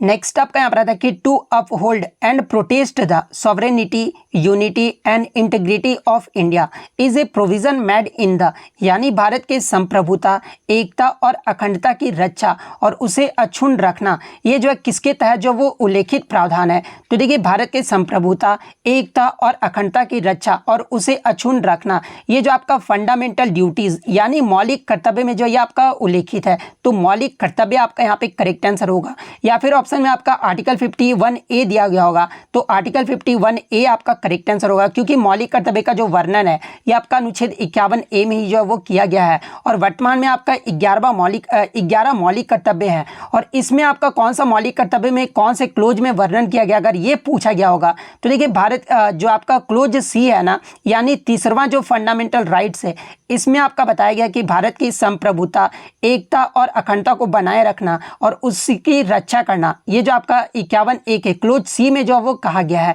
तो अगर ये पूछा गया था तो क्लोज C आपका यहाँ पे करेक्ट आंसर होगा। तो देखिए जो कुछ भी पूछा गया होगा सारा कुछ मैंने यहाँ पर जो वो डिस्कस कर दिया है। मौलिक कर्तव्य का प्रावधान ये जो आपका किस देश के संविधान से लिया गया है, तो इसे आपका रूस देश के संविधान से लिया गया है। मौलिक कर्तव्य का वर्णन अगर किस भाग में किया गया ये पूछ लिया जाए तो भाग 4A में जो है मौलिक कर्तव्य का वर्णन जो वो किया गया है। नेक्स्ट अगर हम लोग बात कर ले, चंद्रगुप्त मौर्य ने अपने सलाहकार को जो है कौन से स्थान पर जो वो रखा था। तो देखिए चंद्रगुप्त मौर्य के जो आपके सलाहकार थे ये कौन थे, तो ये आपके चाणक्य थे, और चाणक्य को जो है ये आपका कौटिल्य के नाम से जो वो जाना जाता है। और ये जो आपका चाणक्य को जो है चंद्रगुप्त मौर्य के द्वारा कहाँ रखा गया था, तो इन्हें आपका पाटलिपुत्र में जो वो रखा गया था। तो पाटलिपुत्र आपका करेक्ट आंसर होगा। और देखिए ये जो आपका अर्थशास्त्र जो पुस्तक है ना, ये आपके चाणक्य यानी कौटिल्य के द्वारा ही जो वो लिखा गया था। तो ये फैक्ट भी आपको ध्यान में रखना है। नेक्स्ट क्वेश्चन आपका यहाँ पर आया था कि भांगड़ा और गिद्धा ये जो आपका किस राज्य का जो है एक फोक डांस यानी लोक नृत्य है। तो देखिए भांगड़ा और गिद्धा की बात कर ले तो ये जो आपका पंजाब राज्य का जो है एक लोक नृत्य है। तो पंजाब आपका यहाँ पे करेक्ट आंसर होगा। नेक्स्ट आप लोग अगर सोच रहे होंगे कि सर मैं परमार सर को टारगेट कर रहा हूँ, तो मैं आपको बिल्कुल बता दूं कि मैं परमार सर का बहुत बड़ा फैन हूँ। मैं उनको कभी टारगेट नहीं करता हूँ, मैं दूसरे को टारगेट कर रहा हूँ, क्योंकि उन्हें पता ही नहीं एग्जाम का पैटर्न क्या है, किस प्रकार से क्वेश्चन पूछा जाता है। फिर भी आप लोग वहाँ पर 7 व्यूज़ लाइव में देते हैं। मैं थोड़ा सा हैरान रहता हूँ कि आखिर मेरे में क्या कमी है और उनमें मतलब इतना भी क्या पोटेंशियल है कि उनमें इतना व्यू चला जाता है। उसको लेकर मैं काफ़ी डिमोटिवेट रहता हूँ। परमार सर के बारे में अगर आप लोग सोच रहे होंगे तो मैं बिल्कुल आपको बता दूं कि गलत सोच रहे हैं। परमार सर का मैं बहुत बड़ा फ़ैन हूँ।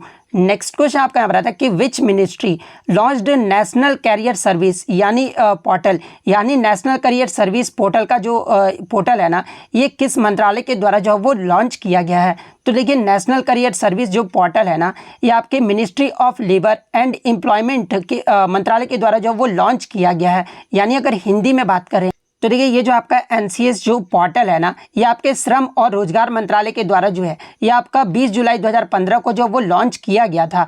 तो श्रम और रोजगार मंत्रालय आपका करेक्ट आंसर होगा। और देखिए ये जो आपका पोर्टल है ना, ये रोजगार की तलाश करने वाले लोगों, नियोक्ताओं और शैक्षणिक संस्थानों को कई तरह की सेवाएं भी जो है वो आपका प्रदान करती है। और इनमें आपका कौन कौन सा शामिल है, तो देखिए इनमें आपका रोजगार की तलाश, करियर संबंधी परामर्श, पेशेवर मार्गदर्शन, कौशल विकास के संसाधन, ये सभी जो है आपके इनमें शामिल है। नेक्स्ट अगर हम लोग काला घोड़ा कला महोत्सव किस राज्य में मनाया जाता है, तो देखिए ये जो आपका काला घोड़ा कला महोत्सव है ना, ये आपके महाराष्ट्र के मुंबई में जो ये मनाया जाता है। और ये जो महोत्सव है ना, ये आपका 9 दिनों तक चलता है। और ये महोत्सव हर साल फरवरी के पहले शनिवार को जो वो शुरू होता है और दूसरे रविवार को जो ये आपका खत्म हो जाता है। और इस महोत्सव की जो शुरुआत है ये आपका वर्ष 1999 में हुआ था। तो ऑप्शन में आपका मुंबई दिया गया था, तो मुंबई आपका यहाँ पे करेक्ट आंसर होगा। इसके अलावा महाराष्ट्र राज्य के अन्य प्रमुख त्यौहार की अगर मैं बात कर लूँ तो देखिए ये जो आपका गुड़ी पर्व है, जो कि महाराष्ट्र का जो है एक फसल उत्सव है। इसके अलावा भाऊ बीज भी जो है ये आपका महाराष्ट्र राज्य का जो है एक त्यौहार है।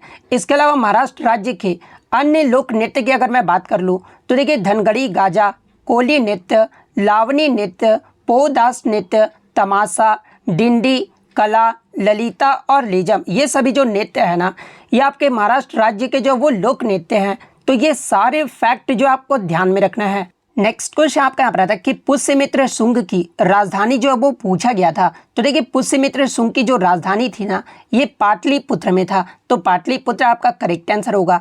इसके अलावा एग्जाम में अगर पूछा जाए कि शुंग वंश के संस्थापक की यानी स्थापना जो ये किसके द्वारा किया गया था, तो देखिए शुंग वंश की जो स्थापना है ना, ये पुष्यमित्र शुंग के द्वारा ही जो वो किया गया था। और पुष्यमित्र शुंग ने जो है 185 ईसा पूर्व में जो है मौर्य साम्राज्य के अंतिम राजा बृहदत्त की हत्या करके जो है ये शुंग वंश की जो वो स्थापना जो वो किए थे। और एग्जाम में यहाँ से एक प्रश्न पूछा जाता है कि पुष्यमित्र शुंग के शासन काल में मगध की जो राजधानी थी ना, ये कहाँ पर थी। तो देखिए उस समय जो मगध की राजधानी था ना, ये आपका विदिशा में था। तो ये फैक्ट भी आप ध्यान में रखिएगा। इसके अलावा शुंग वंश के अन्य अगर कुछ प्रमुख शासक की बात कर ले तो इसमें आपके अग्निमित्र, भगभद्र और देवभूति, ये इन सभी का जो संबंध है ना, ये आपके शुंग वंश से है। तो ये पॉइंट भी आप ध्यान में रखिएगा। इसके अलावा अगर मौर्य साम्राज्य के संस्थापक के बारे में पूछा जाए तो देखिए मौर्य साम्राज्य की जो स्थापना है ना, ये आपके चंद्रगुप्त मौर्य के द्वारा जो वो किया गया था। और चंद्रगुप्त मौर्य का उत्तराधिकारी कौन था, तो ये आपका बिंदुसार था। और बिंदुसार के बाद आपका जो मौर्य साम्राज्य के शासक बने थे ये आपके सम्राट अशोक बने थे, जो कि आपके सबसे प्रसिद्ध शासक जो है ये आपके मौर्य साम्राज्य के जो वो माने जाते हैं, यानी महान शासक जो वो माने जाते हैं। तो ये पॉइंट भी आपको ध्यान में रखना है।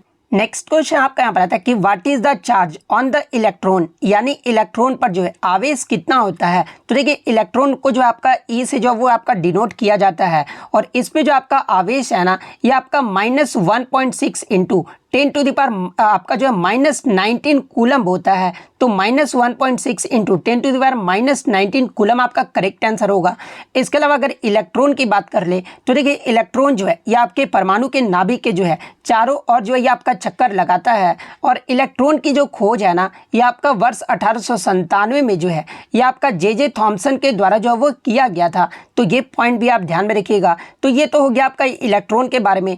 अगर प्रोटॉन की बात कर ले तो देखिए प्रोटॉन में आपका किस प्रकार का होता है, तो ये आपका पॉजिटिव चार्ज होता है, यानी धनात्मक आवेश होता है। और ये जो आपका इलेक्ट्रॉन में अगर पूछा जाए तो इन इलेक्ट्रॉन में जो आपका किस प्रकार का आवेश होता है, तो ये आपका निगेटिव चार्ज होता है, यानी ऋणात्मक आवेश होता है। तो ये पॉइंट भी आप ध्यान में रखिएगा। इसके अलावा बात कर ले प्रोटॉन की खोज, ये जो है किसके द्वारा किया गया था। तो देखिए प्रोटॉन की जो खोज है ना, ये आपके गोल्डस्टीन के द्वारा जो वो किया गया था। और प्रोटॉन का जो नाम है ना, ये रदरफोर्ड के द्वारा जो वो दिया गया था। तो ये फैक्ट भी आपको ध्यान में रखना है। यानी अगर एग्जाम में पूछा जाए कि प्रोटॉन पर आवेश कितना होता है, तो देखिए प्रोटॉन पर जो आवेश है ना, ये आपका पॉजिटिव 1.6 इंटू 10⁻⁻19 कूलम्ब होता है। तो ये फैक्ट भी आप ध्यान में रखिएगा। तो ये तो हो गया आपका इलेक्ट्रॉन और प्रोटॉन के बारे में। अगर न्यूट्रॉन की बात कर ले तो देखिए न्यूट्रॉन पर जो आपका कितना आवेश होता है, तो ये आपका शून्य आवेश होता है। और न्यूट्रॉन की जो खोज है ना, ये आपके जेम्स चैडविक के द्वारा जो वो किया गया था। और देखिए एक न्यूट्रॉन को रेडियो धर्मिकता की परिघटना से ये आपका प्राप्त किया जाता है। यानी अगर एग्जाम में पूछा जाए कि न्यूट्रॉन को ये आपका किस परिघटना से जो ये प्राप्त किया जाता है, तो ये आपका रेडियो धर्मिता की परिघटना से जो ये आपका प्राप्त किया जाता है। तो ये सारे फैक्ट जो आपको ध्यान में रखना है। नेक्स्ट आपका यहाँ पर आता है कि बैटल ऑफ खानवा, यानी खानवा का युद्ध से जो आपका प्रश्न पूछा गया था। तो देखिए खानवा का जो युद्ध है ना, ये आपका मुगल बादशाह बाबर और मेवाड़ के राजा राणा सांगा के मध्य जो है, ये आपका 16 मार्च 1527 को हुआ था। और इस युद्ध में जो है आपका बाबर का जो वो विजय हुई थी। और ये युद्ध कहाँ पर लड़ा गया था, तो ये आपका आगरा से 25 किलोमीटर दूर खानवा गाँव में जो है आपका लड़ा गया था। और इसी युद्ध में बाबर ने जो है तोप खाने और बंदूक के बल पर जो है राणा सांगा की सेना को जो वो हराया था। तो इसमें जो भी प्रश्न पूछा गया होगा वो मैंने आपको सारे प्रश्न जो वो बता दिया है। इसके अलावा मैं आपको बता दूं कि आपके बाबर के द्वारा जो आपके 4 प्रमुख युद्ध लड़े गए थे, वहां से आपके एग्जाम में प्रश्न पूछे जा रहे हैं। मैं प्रीवियस वीडियो में जो है बहुत सारे इस प्रश्न से रिलेटेड आपको फैक्ट जो वो बता चुका हूँ, तो इस वीडियो में आपको नहीं बताऊँगा। नेक्स्ट अगर बात कर ले कि इस युद्ध के बाद ही जो है, यानी खानवे के युद्ध के बाद ही जो है बाबर ने गाजी की उपाधि भी जो वो धारण की थी। तो ये फैक्ट भी आप ध्यान में रखिएगा। नेक्स्ट आपका यहाँ पर आता है कि vibrant village program 2023 inaugurated by, यानी वाइब्रेंट जो विलेज प्रोग्राम 2023 का उद्घाटन जो ये किसने किया था। तो देखिए केंद्रीय गृह मंत्री अमित शाह ने जो है 10 अप्रैल 2023 को अरुणाचल प्रदेश के सीमावर्ती गांव कबीथू में जो है वाइब्रेंट विलेज प्रोग्राम का उद्घाटन जो वो किया गया था। और इस प्रोग्राम का जो उद्देश्य था ना, वो भारत के सीमावर्ती गांवों में जो है बुनियादी ढांचे का जो वो विकास करना था। तो ऑप्शन में या तो आपका अमित शाह दिया गया होगा या फिर आपका अरुणाचल प्रदेश दिया गया होगा। तो इन दोनों में से जो भी आपका दिया गया होगा वो आपका यहाँ पे करेक्ट आंसर होगा, क्योंकि राज्य अगर पूछा गया होगा तो अरुणाचल प्रदेश आपका करेक्ट आंसर होगा। और किसने उद्घाटन किया था, अगर ये प्रश्न पूछा गया था तो अमित शाह आपका करेक्ट आंसर होगा। नेक्स्ट क्वेश्चन आपका रहा था कि why wealth tax and gift tax is considered as paper tax, यानी संपत्ति कर और उपहार कर को जो है ये कागजी कर जो ये क्यों कहा जाता है।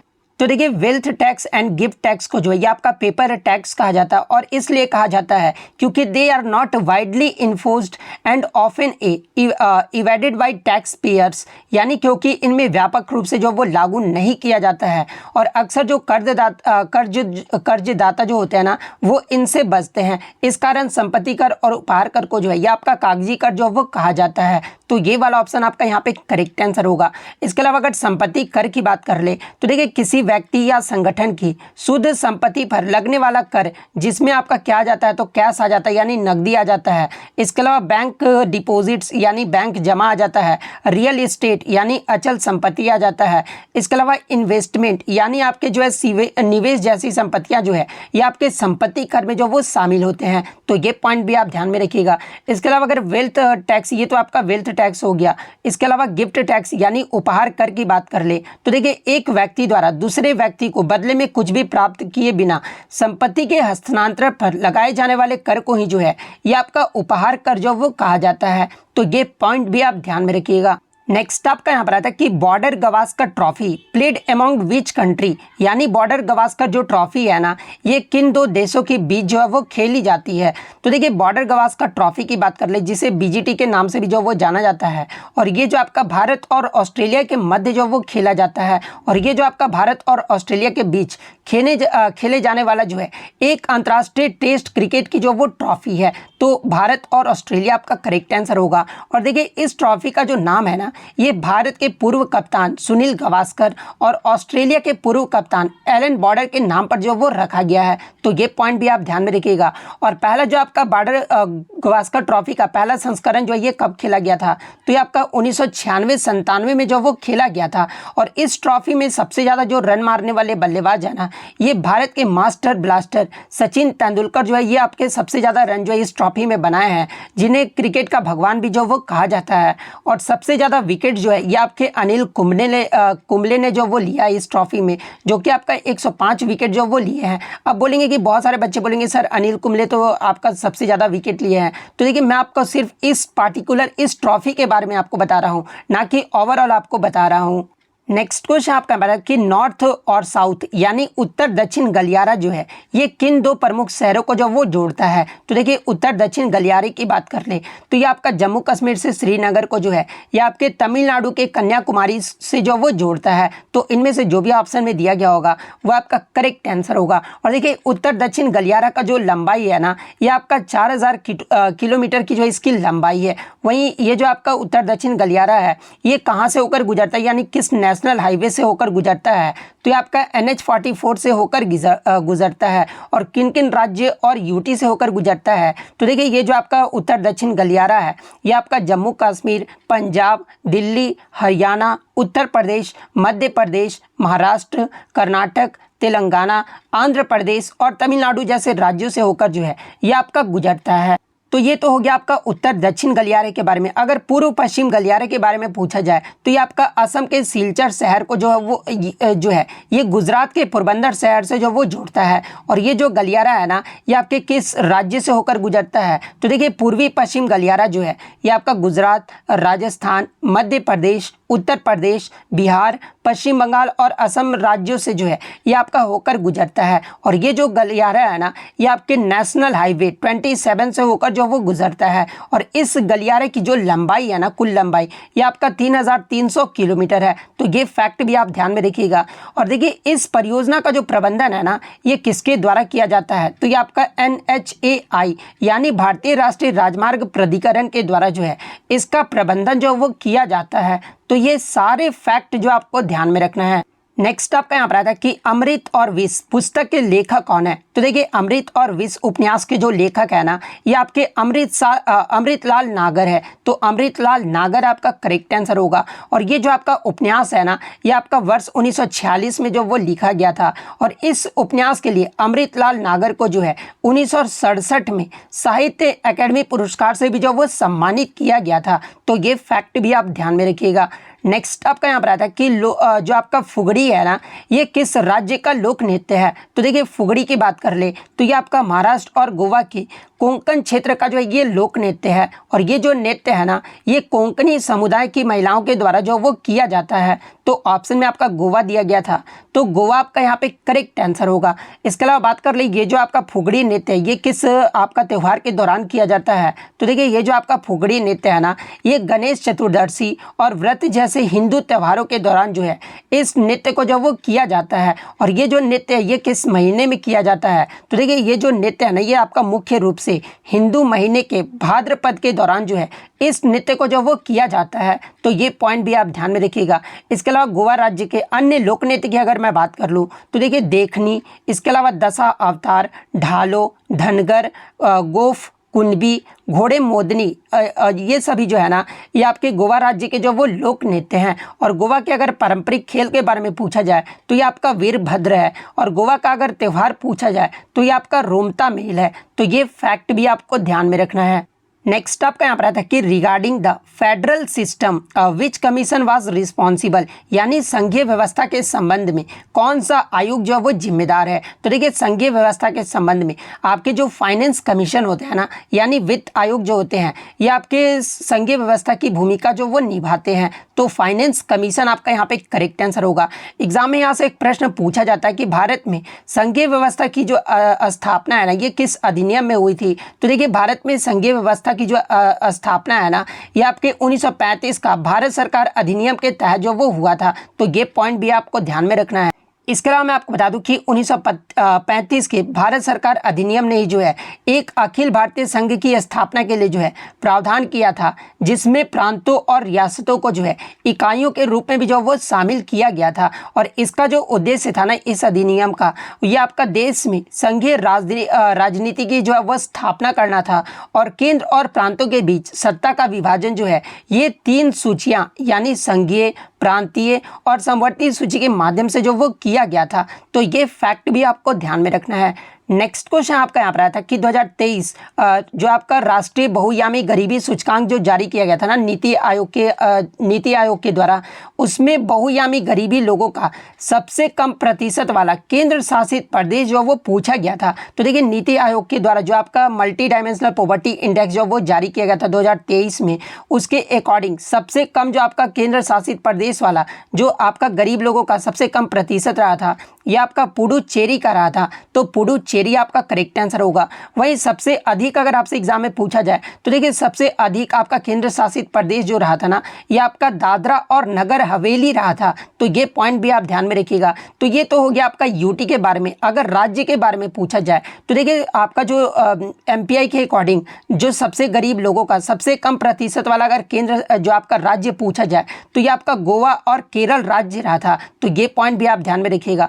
और सबसे अधिक अगर राज्य के केस में पूछ ले तो देखिए सबसे अधिक जो है ये आपका बिहार, उसके बाद जो आपका झारखंड राज्य का रहा था, उसके बाद आपका उत्तर प्रदेश राज्य का रहा था। तो ये क्रम भी आपको ध्यान में रखना है।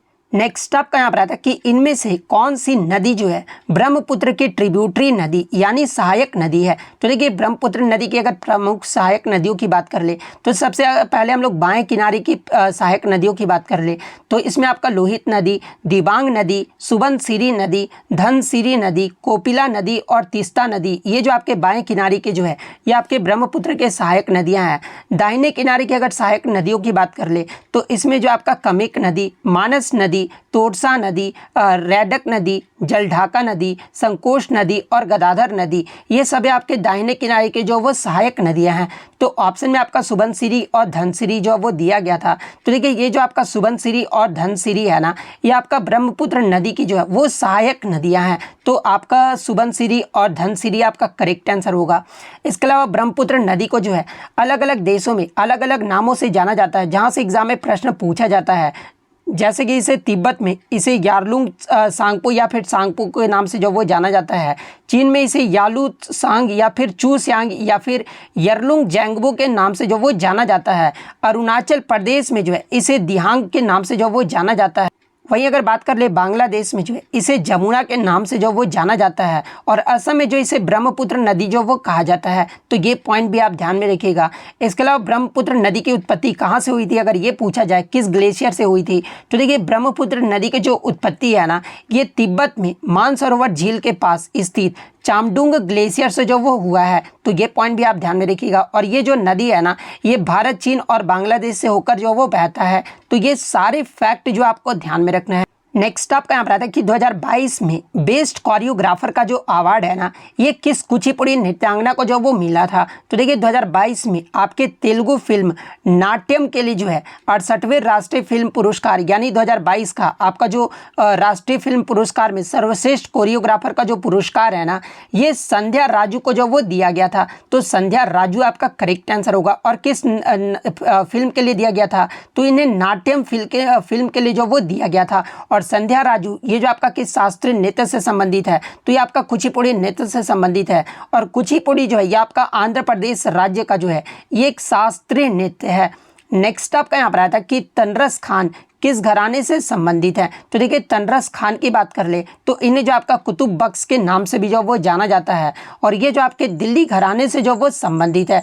तो दिल्ली घराना आपका करेक्ट आंसर होगा। इसके अलावा मैं घराने के सारे पीडीएफ जो आपको अपलोड कर दिया था, जिसमें मैंने इस नाम को भी जो वो इंक्लूड किया था। तो जो भी मेरे घराना का देखे होंगे तो उन्हें जो है ईजिली 1 नंबर जो वो मिल गया होगा।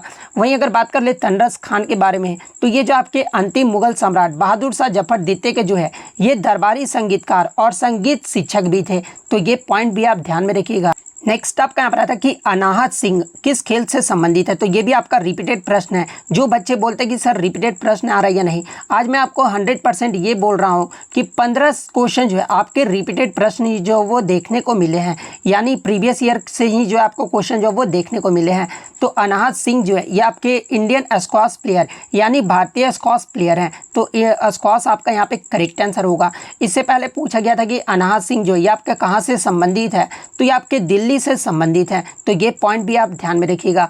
नेक्स्ट आपका यहाँ पर आता है कि शरीर में विटामिन के की कमी से जो है कौन सा रोग जो आपका होता है। तो देखिए शरीर में विटामिन के की कमी से जो है आपका रक्त का धक्का बनने में जो वो आपका दिक्कत होता है। तो रक्त का धक्का यानी ब्लड क्लॉटिंग ऑप्शन में आपका दिया गया होगा, तो ब्लड क्लॉटिंग आपका यहाँ पे करेक्ट आंसर होगा।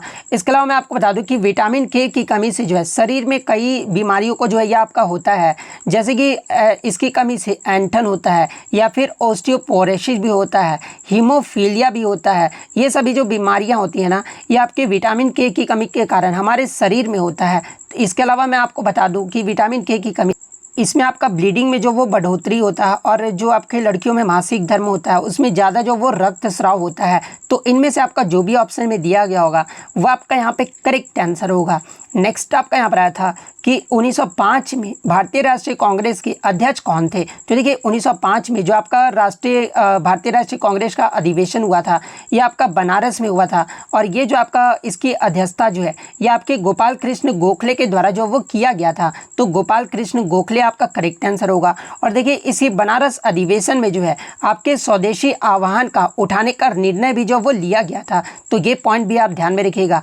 इसके अलावा अगर अन्य इंडियन नेशनल कांग्रेस के बारे में जहां से प्रश्न पूछे जाते हैं, जैसे कि भारतीय राष्ट्रीय कांग्रेस की जो स्थापना है ये आपका 28 दिसंबर 1885 को हुआ था। वहीं अगर बात कर लीजिए इसकी स्थापना कहां पर किया गया था, तो देखिए इसकी जो स्थापना है ना ये आपका बंबई में किया गया था। यानी पहली अध्यक्षता कहां पर किया गया था, तो ये आपका बंबई में किया गया था। और पहली जो अध्यक्षता है ना ये आपके WC बनर्जी के द्वारा जो वो किया गया था, और पहले सत्र में आपके टोटल 72 प्रतिनिधियों ने जो वो भाग लिया था। वहीं अगर पूछा जाए कि भारतीय राष्ट्रीय कांग्रेस की स्थापना ये जो है किसके द्वारा किया गया था, तो ये आपका A.O. ह्यूम के द्वारा जो है इसकी स्थापना जो वो किया गया था। इसके अलावा अगर दूसरे अधिवेशन की बात कर ले तो ये आपका 1886 में जो है ये आपका कलकत्ता में आयोजित किया गया था, और इसकी जो अध्यक्षता है ना ये आपके दादा भाई नौरोजी के द्वारा जो वो किया गया था। तीसरी अध्यक्षता की बात कर ले तो ये आपका मद्रास में ये आपका आयोजित किया गया था, और इसकी जो अध्यक्षता है ये आपके सैयद बदरुद्दीन तैयबजी के द्वारा जो वो किया गया था। और यहाँ से एग्जाम में प्रश्न पूछा जाता है कि आपके भारतीय राष्ट्रीय कांग्रेस के पहले मुसलमान अध्यक्ष कौन थे, तो ये आपके सैयद बदरुद्दीन तैयबजी थे। तो ये पॉइंट भी आप ध्यान में रखिएगा।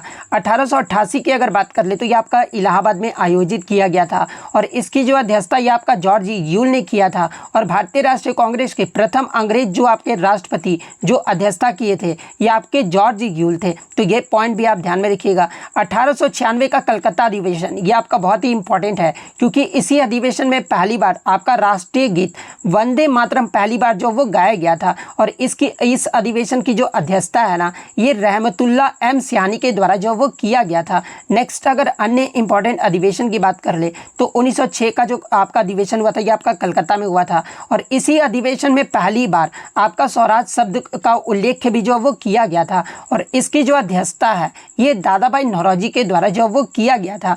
1907 का सूरत अधिवेशन से आपका प्रश्न पूछा गया था। तो देखिए 1907 का जो सूरत अधिवेशन है ना इसकी अध्यक्षता जो है ये आपका रास बिहारी घोष के द्वारा जो वो किया गया था। और इसी अधिवेशन में जो है आपके दो विभाजन यानी सूरत में जो आपके सूरत अधिवेशन में जो है आपके दो दलों में जो है आपका विभाजन हो गया था। एक दल आपका नरम दल था और दूसरा जो था वो आपका गरम दल था। 1908 की बात कर ले तो ये आपका मद्रास में हुआ था। इसकी भी जो अध्यक्षता ये आपका पिछले सत्र के द्वारा ही जो आपका जारी था। 1909 का जो ये आपका लाहौर अधिवेशन हुआ था, यानी लाहौर में आयोजित किया गया था, और इसकी जो अध्यक्षता है ना ये आपके मदन मोहन मालवीय के द्वारा जो वो किया गया था। 1911 का जो अधिवेशन है ये आपका कलकत्ता में हुआ था, और इसकी जो अध्यक्षता है ना ये आपके विशन नारायण धर के द्वारा जो है इसकी अध्यक्षता जो वो किया गया था। और पहली बार इसी अधिवेशन में जो है आपका राष्ट्रीय गान जनगण मन जो है ये पहली बार जो वो गाया गया था। तो ये फैक्ट भी आप ध्यान में रखिएगा। इसके अलावा 1916 के बारे में पूछा जाता है। तो देखिए 1916 में ये जो आपका लखनऊ अधिवेशन हुआ था ना इसकी अध्यक्षता अध्यक्षता अंबिका चरण मजूमदार के द्वारा किया गया था, जिसे लखनऊ समझौता के नाम से भी जाना जाता है। और इसी अधिवेशन में जो है मुस्लिम लीग के साथ संयुक्त अधिवेशन भी हुआ था। और जो आपके 1907 में जो आपके नरम दल और गरम दल जो विभाजन हुआ था, इसी अधिवेशन में आपके जो वो एकजुट हो गए थे। तो ये पॉइंट भी आप ध्यान में रखिएगा। 1917 का जो अधिवेशन है ये आपका कलकत्ता में आयोजित किया गया था और इसकी अध्यक्षता जो है आपका एनी बेसेंट के द्वारा जो वो किया गया था। और एनी बेसेंट ही जो है ये आपके कांग्रेस की पहली महिला अध्यक्ष भी जो वो बनी थी। अगर एग्जाम में पूछा जाए कि कांग्रेस की पहली महिला भारतीय अध्यक्ष अगर पूछा जाए तो जगह जब क्वेश्चन में आपका भारतीय अध्यक्ष रहना तो फिर आपका सरोजनी नायडू जो वो करेक्ट आंसर होगा। और सरोजनी नायडू ने जो है 1925 अधिवेशन की अध्यक्षता जो वो की थी। तो ये सारे फैक्ट जो आपको ध्यान में रखना है।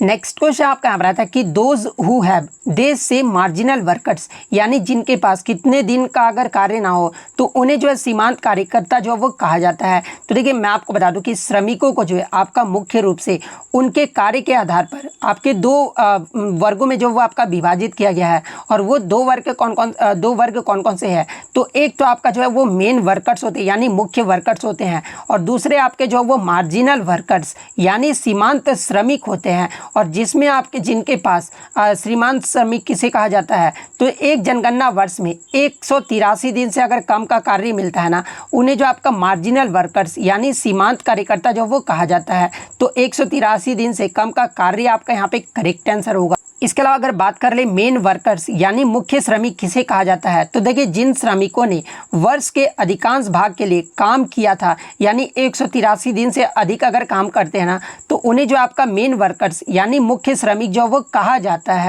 और देखिए वर्ष के अधिकांश भाग कहने का मतलब ये हो गया कि 6 महीने यानी 183 दिन या उससे अधिक अगर कार्य करते हैं तो उन्हें जो आपका श्रमिक वर्कर जो वो कहा जाता है। तो ये फैक्ट भी आपको ध्यान में रखना है। नेक्स्ट क्वेश्चन आपका यहाँ पर डॉक्ट्रिन इन कॉन्स्टिट्यूशन केस से आया था। एग्जैक्टली प्रश्न मुझे मिल नहीं पाया है। तो देखिए डॉक्ट्रिन ऑफ बेसिक स्ट्रक्चर जो इसकी जो स्थापना है ना, ये आपके केशवानंद भारती केस के द्वारा जो है 1973 में हुआ था। तो अगर केस के बारे में पूछा गया था तो केशवानंद भारती केस आपका करेक्ट आंसर होगा। और कब किया गया था? तो 1973 आपका करेक्ट आंसर होगा। नेक्स्ट आपका क्वेश्चन यहाँ पर आया था कि Buddhist term for dead body preservation यानी बौद्ध धर्म में मृत भिक्षु के संरक्षित शरीर को क्या कहा जाता है? तो देखिए बौद्ध धर्म में मृत भिक्षु के संरक्षित शरीर को जो है अक्सर स्तूप या अवशेष जो है वो कहा जाता है। तो स्तूप या अवशेष दोनों में से जो भी ऑप्शन में दिया गया होगा वो आपका यहाँ पे करेक्ट आंसर होगा। नेक्स्ट आपका यहाँ पर आता है कि स्वपोषी यानी ऑटोट्रॉप्स के बारे में जो है आपके 4 कथन जो वो दिए गए थे और बताना था कि इनमें से कौन सा कथन जो है आपका सही दिया गया है। तो देखिए एक ऑप्शन में आपका दिया गया था कि autotrophs convert inorganic elements into organic elements, यानी स्वपोषी जो जीव होते हैं ना, ये अकार्बनिक तत्वों को कार्बनिक तत्वों में जो ये बदलते हैं। तो ये वाला जो कथन दिया गया था ना, ये आपका ऑटोट्रॉप्स के बारे में वो आपका सही कथन जो वो दिया गया था। तो ये वाला कथन आपका यहाँ पे करेक्ट आंसर होगा।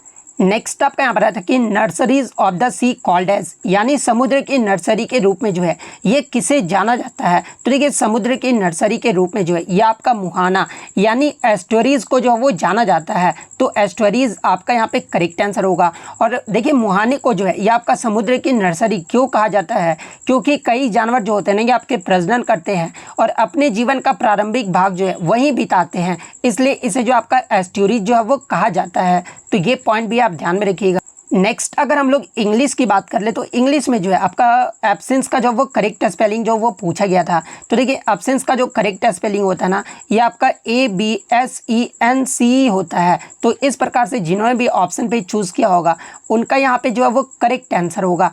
नेक्स्ट अगर एंटोनीम की बात कर ले तो देखिए प्रेजम्बेबली का जो है वो एंटोनीम पूछा गया था। तो देखिए प्रेजम्बेबली का एंटोनीम का मतलब जो होता है ना, प्रेजम्बली का जो मतलब होता है ना, ये आपका शायद होता है। और इसके अगर एंटोनीम की बात कर ले तो इसमें आपका जो है इम्प्रोबेबली, इसके अलावा क्वेश्चनेबली, अनसर्टेन, अनलाइकली, इसके अलावा जो आपका डाउटफुली, ये सब जो होते हैं ना ये आपके एंटोनीम होते हैं। तो इनमें से जो भी ऑप्शन में दिया गया होगा वो आपका यहाँ पे करेक्ट आंसर होगा। नेक्स्ट आपका जो है आपका ब्यूरी द हैचेट का जो है इडियम जो वो पूछा गया था। तो देखिए ब्यूरी द हैचेट का जो मतलब होता है ना, ये आपका क्या होता है? तो to make peace, settle a disagreement और रिजॉल्व एन आर्ग्यूमेंट, यानी इसका इसका जो मतलब होता है वो आपका शांति स्थापित करना होता है, असहमति सुलझाना या फिर विवाद सुलझाना होता है। और इसका जो आपका करेक्ट इडियम होगा ना वो आपका फॉरगेट पास्ट क्वेरल्स, यानी पिछले झगड़ों को जब वो भूल जाओ, ये आपका होता है। तो अगर ऑप्शन में आपका फॉरगेट पास्ट क्वेरल्स दिया गया होगा तो ये वाला ऑप्शन आपका यहाँ पे करेक्ट आंसर होगा। तो इतने प्रश्न जो है आज मुझे बच्चों के द्वारा मिले हैं जो कि आपके 100% रियल और ऑथेंटिक है। तो अगर वीडियो अच्छी लगी हो तो वीडियो को जो है लाइक ज़रूर कर दीजिएगा और इसी तरह रियल एनालिसिस पाने के लिए जो है चैनल को सब्सक्राइब ज़रूर कर दीजिएगा। तो मिलते हैं नेक्स्ट वीडियो में, तब तक thank you, all the best.